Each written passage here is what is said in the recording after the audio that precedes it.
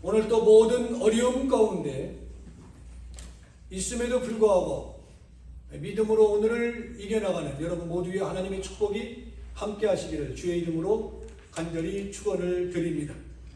오늘은 우리들에게 본문은 최선을 요구하고 있습니다. 오늘은 본 말씀을 중심으로 초대교회처럼 최선을 다하는 교회라는 설교의 제목으로 함께 은혜를 나누고자 합니다. 영국 격언에 보면은 최선을 다하라 그리고 신의 축복을 기다리라 라는 말이 있습니다. 최선을 다하지 않는 사람은 축복받을 생각을 말라는 뜻이 아닌가 생각을 하게 되어집니다. 저는 이 시간에 미국 대통령 가운데 지미 카터 대통령을 여러분에게 소개하려고 합니다. 지미 카터 대통령은 미국 39대 대통령입니다. 그의 회고록 제목은 왜 최선을 다하지 않는가? Why not the best라는 회고록을 그는 남겼습니다. 지미 카터가 해군 중위 시절 해군 함정을 타고 항해하던 중 함장 니코모 제독으로부터 귀관은 왜 최선을 다하지 않는가라는 책망을 받은 일이 있었습니다. 그날 이후 그는 크게 자극을 받아 어떤 일이든지 최선을 다했고 그러한 삶이 원인으로 작용을 해서 대통령이 되었다며 니코모 제독에게 정말 진심으로 감사합니다라는 표현을 했습니다. 성공의 조건은 최선을 다하는 것입니다. 재벌들의 회고록을 읽어보면 그들은 오늘의 부를 축적하기 위해서 최선을 다했음을 보게 되어집니다. 음악도 운동도 미술도 세계 정상에 오르려면 최선을 다해야 하는 것입니다. 대충 시간이나 때우려는 태어들어는 예술가도 되게 힘들고 학자도 되게 힘들고 목회자도 되게 힘든 것입니다. 성공의 7가지 비결을 여러분에게 오늘 이 아침 소개하려고 합니다. 왜 초대교회가 그토록 하나님이 인정하고 하나님이 바라는 최선의 교회가 되어졌는가? 그리고 교인이 되었는가?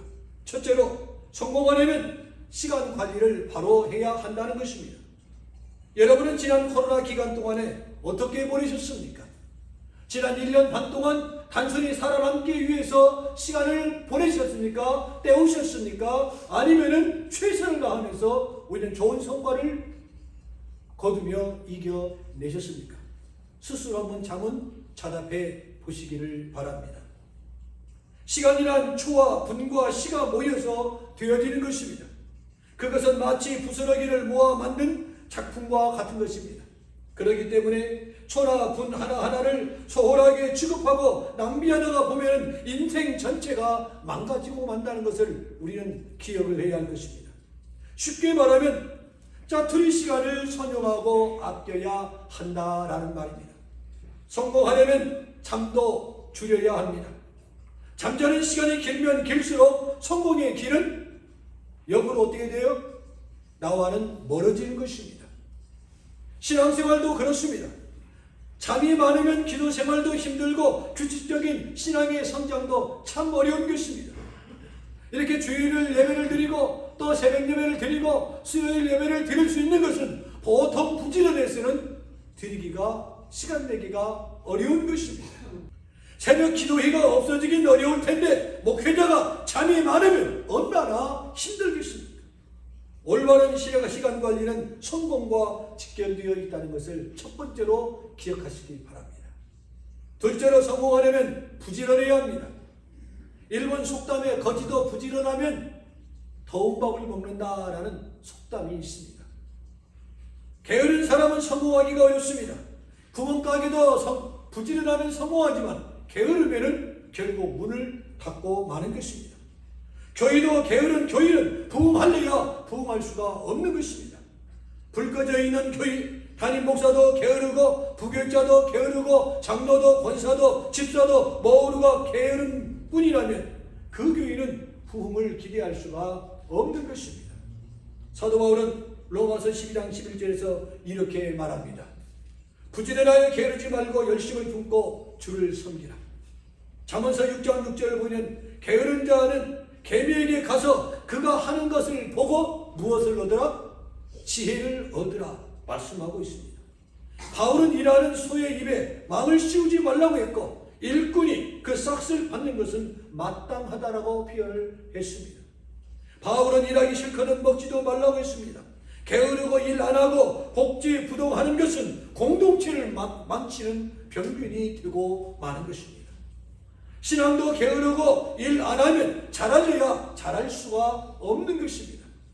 그러면 후반기는 무엇이든지 누구든지 한 가지의 일에 열심을 다할 수 있는 여러분이 됨으로 인하여 성부영신 예배 때 나 참 잘했다라고 스스로 칭찬할 수 있는 한 해가 되기를 진실로 희망을 가져봅니다. 셋째로 성공하려면 전력 투구해야 합니다. 다시 말하면 힘을 다하고 노력을 해야 한다는 말입니다. 신명기 6장 5절을 보면은 너는 마음을 다하고 뜻을 다하고 힘을 다하여 내 하나님 여호와를 사랑하라고 말씀하고 있습니다. 사랑을 하더라도 적극적으로 사랑을 해야 하는 것입니다. 마음과 뜻과 힘을 다하라는 것은 전력하라는 것이며 전 인격을 다 쏟으라는 것입니다. 감동으로는 요즘에는 안 됩니다. 어떻게 할 때까지요? 기절할 때까지 최선을 다하라는 것입니다. 어떤 일이든 전력 투구해야 성공하는 것입니다. 한 가지에 최선을 다하는 사람은 다른 일도 잘 해냅니다. 그러나 작은 일 한 가지를 제대로 해내지 못하는 사람은 둘도 셋도 제대로 해내지 못합니다. 그리스도인은 모든 일을 맡은 일에 최선을 다할 수 있는 좋은 습관을 가지는 저와 여러분이 되기를 축복합니다. 하다가 보면 많은 장애물도 있습니다. 절대로 넘어지지 마시기 바랍니다. 넷째로 성공하려면 성공한 사람을 본받아야 하는 것입니다. 그것이 경제적이든 정치적이든 학문이든 예술이든 성공한 사람들은 남다른 비범한 특성들을 가지고 있다는 것을 여러분 기억하십시오. 그냥 우연히 성공한 것이 결코 아닙니다. 바로 그 점과 그 면을 예의주시하고 배우고 본받기 위해서 우리는 노력을 해야 하고 습관을 키워 나가야 하는 것입니다. 그래서 우리 주변 성공한 분들을 통해서 도전받을 수 있는 여러분이 되기를 원합니다.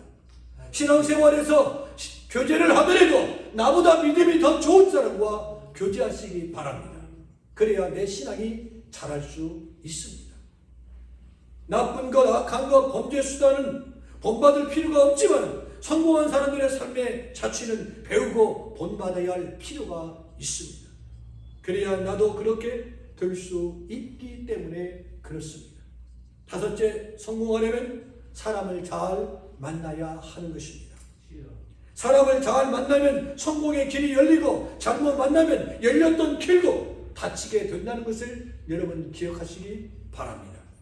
그러니까 성공할 마음이 있다면 친구나 이웃 선택을 잘해야 한다는 결론입니다. 저는 어린 시절 친구들에게 성공하려면 고향을 떠나라 했습니다. 왜 그렇게 했겠습니까? 주변에 본받을 것이 없기 때문에 그렇습니다. 내가 주변 사람들로부터 좋은 영향을 받아야 되지만은 나 또한 주변 사람들에게 좋은 영향을 끼치는 사람도 되어야 한다는 것을 여러분 기억하시기 바랍니다. 저는 부모님을 잘 만났다라고 늘 생각을 합니다. 저는 학창시절 두 화가를 참 잘 만났습니다. 저는 신학교와 교수들을 잘 만났습니다.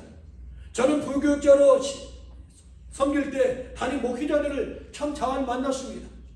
저는 형제 초청으로 미국에 왔습니다. 그래서 이민교회 목회자가 될 수 있었던 것입니다. 그리고 더불어 아내도 잘 만났다라고 늘 생각을 합니다. 교우 여러분, 지금 사귀고 있는 사람, 지금 자주 만나고 있는 사람, 친구연이하고 교제하는 사람을 둘러보시기 바랍니다. 나의 삶이 오염되기 전에 주변을 정리하시기 바랍니다. 정리하지 아니하면 절대로 반전할 수 없다는 것을 우리는 기억을 해야 할 것입니다. 지금 델타 변이가 왕성하게 활동하고 있습니다. 델타 변이에 걸리면 치명적입니다. 델타 변이처럼 조심하지 아니하면 우리는 불행에 칠 수밖에 없다는 것을 기억하시기 바랍니다. 주변 정리하면서 새로운 삶을, 새로운 신앙생활의 전환점을 삼을 수 있는, 즉 위기가 기회가 될 수 있는 여러분이 되기를 축복합니다. 여섯 번째, 성공하려면 때를 놓치지 말아야 합니다. 지혜로운 사람은 기회를 잡는 사람이라고 표현을 합니다. 사람은 모름지기 기회를 잘 잡아야 하는 것입니다.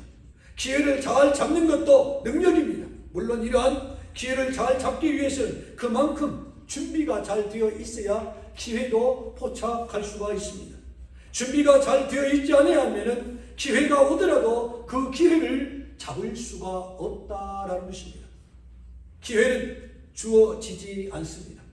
기회는 시간과 사건이 합해서 되어지는 것이기 때문에 시간이 지나가는 것처럼 마치 물이 흐르듯 흘러가는 것이 바로 기회인 것입니다. 기회는 우리들 앞에, 눈앞에 끊임없이 지나갑니다. 그러나 그 기회를 잡는 것은 나의 몫인 것입니다. 그러므로 기회를 붙잡고 내 것으로 만들어야 성공할 수가 있다라는 말입니다. 바울은 은혜도 구원도 뭐라고 표현했습니까? 지금이라고 표현했습니다. 그러면서 오늘 본문은 뭐라고 말합니까? 이 일에 최선을 다하라. 충성은 최선을 다하는 것입니다. 첫째도 둘째도 셋째도 충성, 첫째도 둘째도 셋째도 최선을 요구하고 있습니다. 코로나 시대에 우리는 얼마나 최선을 다하고 있습니까? 하나님을 섬기는 일에, 가정에, 내 사업과 직장에 나는 얼마나 최선을 다하며 요셉과 같은 인물이 되기를 원하고 희망하고 있습니까? 우리는 모두가 하나님의 자녀입니다.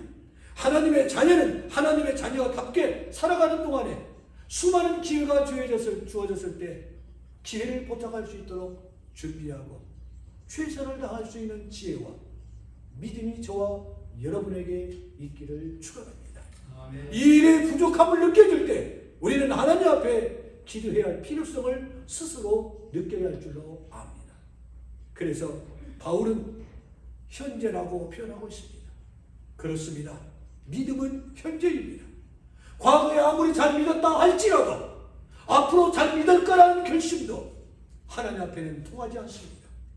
왜? 하나님 앞에 갈 때는 현재 믿음을 가지고 가기 때문에 그렇습니다. 여러분 지난 시간들을 거울 삼고 걸음 삼으시고 새로운 마음과 새로운 각오로 모든 일에 최선을 다하겠노라고, 그리고 나에게 기회가 주어진다면 그 기회를 놓치지 않겠노라는 새로운 결심과 결단이 있는 이 아침이 되기를 주의 이름으로 축원을 드립니다. 마지막 7번째는 성공하려면 하나님의 도우심이 절대적으로 필요한 것입니다. 성공의 결정권은 하나님이 행사하십니다. 하나님은 악조건 속에서도 성공을 만들어내시는가 하면 성공의 결정에서도 끌어내시는 능력이 하나님께 있음을 여러분 기억하시기 바랍니다. 그렇기 때문에 모든 성공과 행복과 평안은 하나님으로 말미암는다는 것을 우리가 인정하고 받아들여야 하는 것입니다.